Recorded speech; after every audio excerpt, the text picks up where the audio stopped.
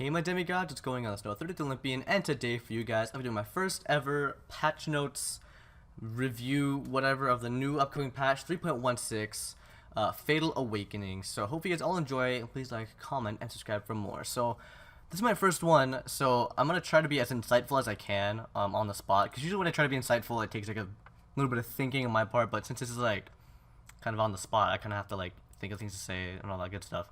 But hopefully this can be insightful for you guys. I know this is like maybe a day or two late compared to everyone else's, but hope you guys still all enjoy.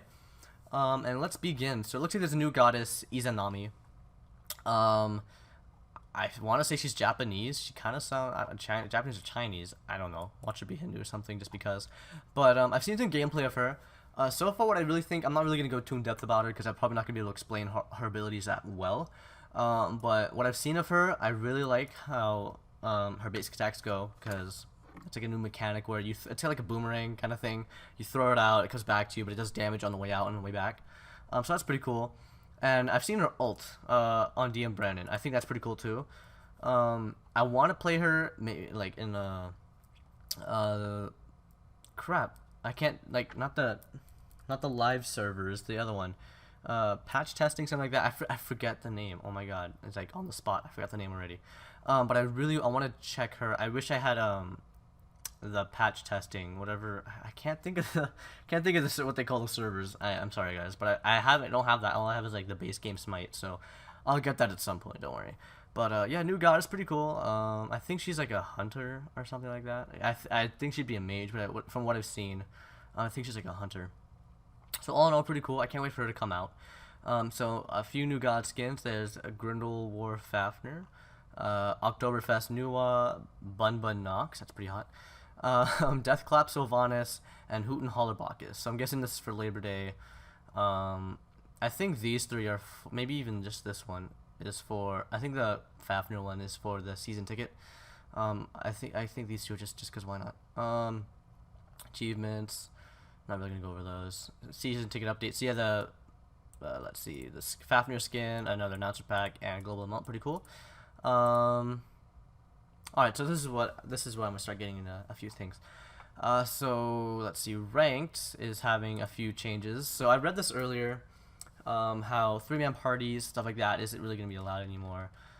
Honestly, like, I play with a group of friends, so like when I play ranked, like I'll play with Shizzles, although he's having problems with Smite right now, or like infamous Chris, or even, maybe even a few of the friends. That's who I play with, and it's either A, we go casuals, or B, we go ranked. And so this the whole 3-man party thing is kind of, I understand it and all. Like sometimes when you see 3-man parties, it's just like, okay, I don't want to play anymore. But you know, I mean, it'll be a damper on a little bit of things on some things, but for the most part, I want to see how this goes. Like I said, sometimes seeing parties of 3 is kind of daunting. Sometimes even parties of 2 is kind of like, okay, whatever, you're cool. But you know, we'll see how this goes. At least they're not touching Joust. They're gonna see how it affects Conquest. I think it might affect Joust a little bit more, because 3-man Joust, you know, there's 3 person in a party. You know, you at least you have all. If you're in a Joust, at least, and you're in a 3-man party, at least you're all communicating. I'm assuming right now if you have Cursor Skype or something of the sort, like Discord.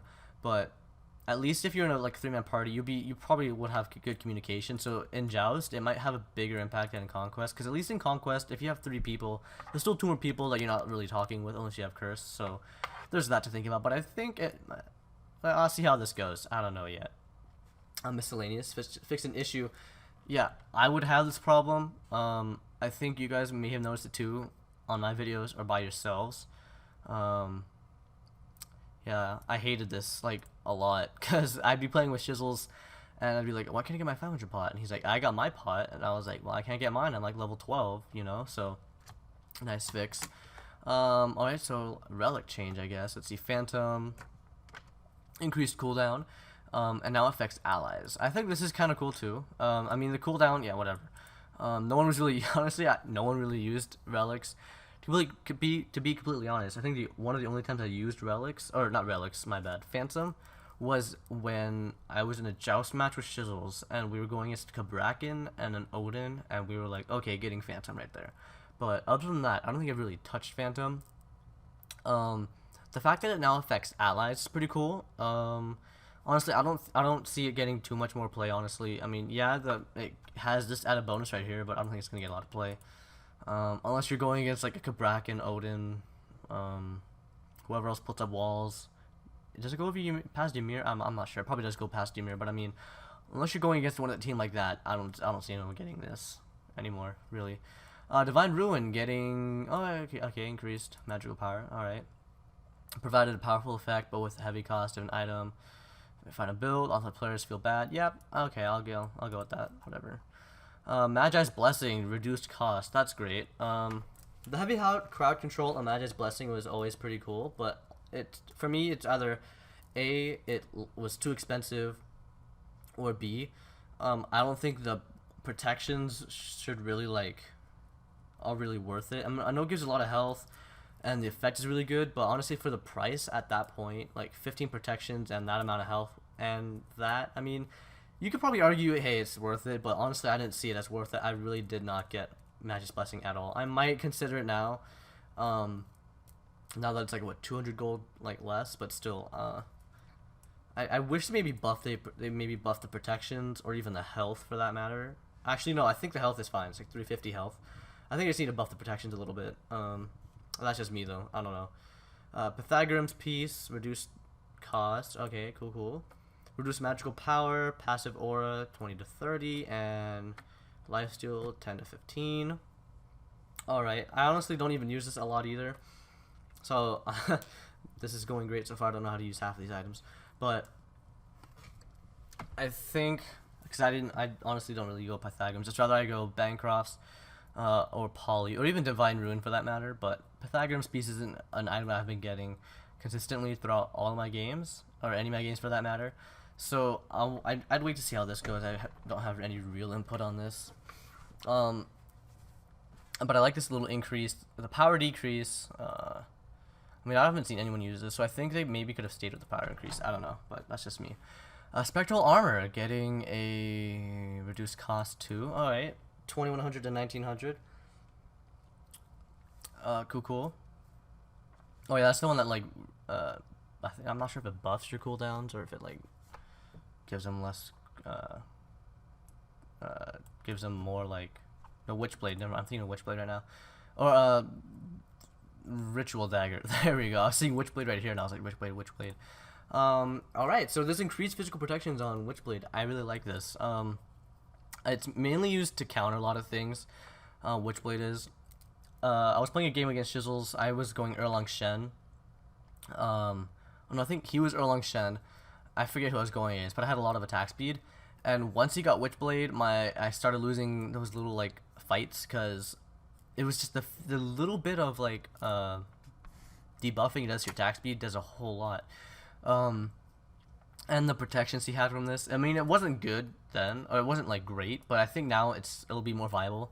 It's still probably not gonna be used as much as they wanted it to be used, but I really like this. I just like this. I might be using it from time to time now, because 45 honestly was kind of an odd number to me.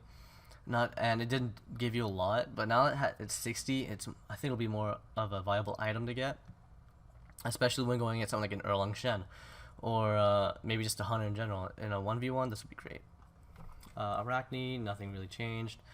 Erlang Shen, alright, so Pin, cooldown increased from 12 seconds to 16 seconds, I like to see that.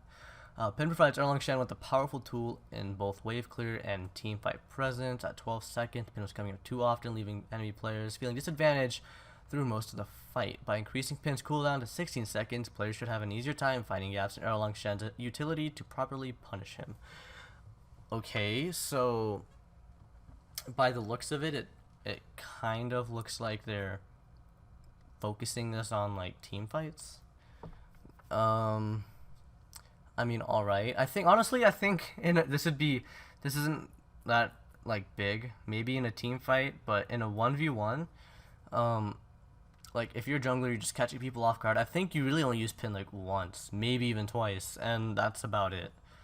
Before you can A, secure the kill, or B, you retreat. So I don't think it's gonna have a super big. It's kind of an odd thing to nerf.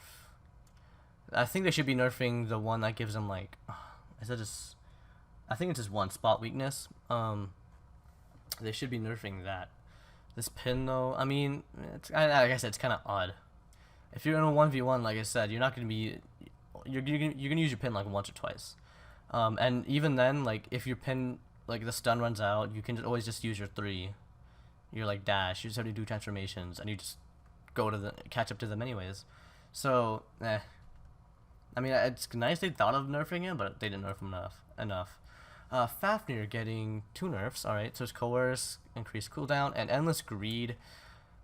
4 to 2. Okay. That's interesting because, see, the thing is, he benefits from having a lot of gold. So nerfing the fact that he's not going to get as much gold,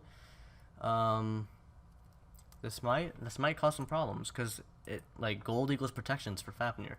So we'll see how this goes. Hoo-yee.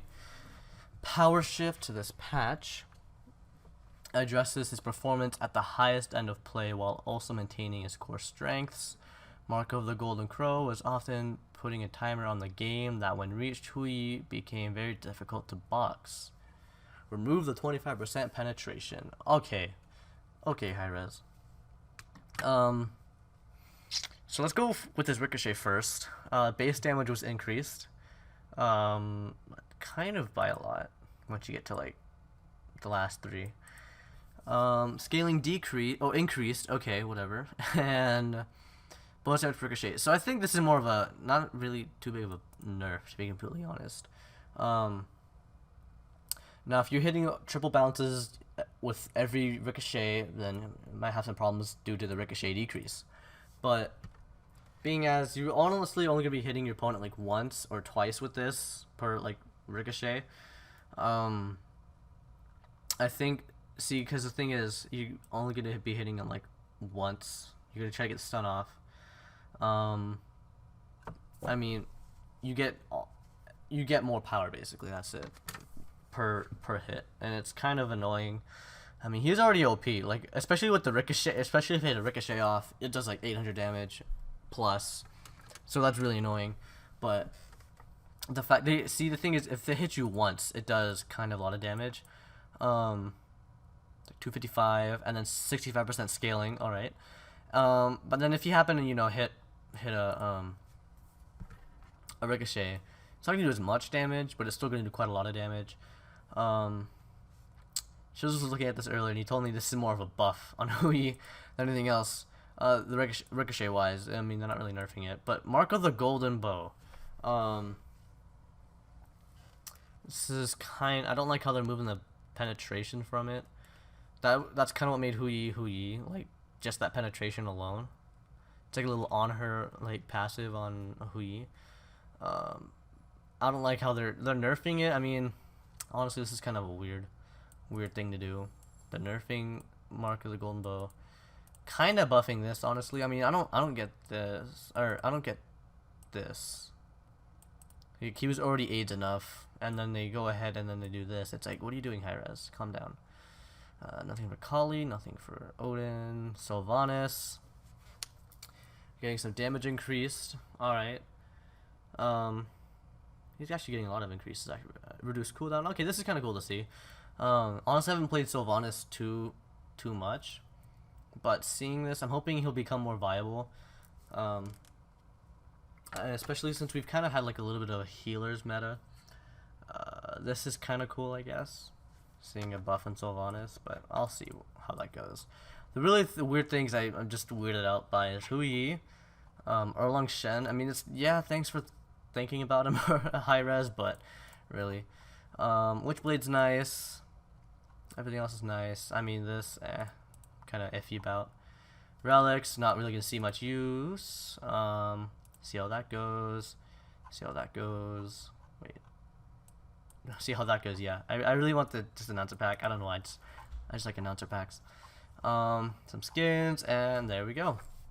Anyways, guys, hope you all enjoyed. Please like, comment, and subscribe if you all did. If you guys have any input to put into this patch notes, go ahead and let me know in the comment section below, and I will try to answer them, or we'll have like a little discussion down there. I don't know. But other than that, guys, hope you all enjoyed. And other than that, I will see you all next time. Peace.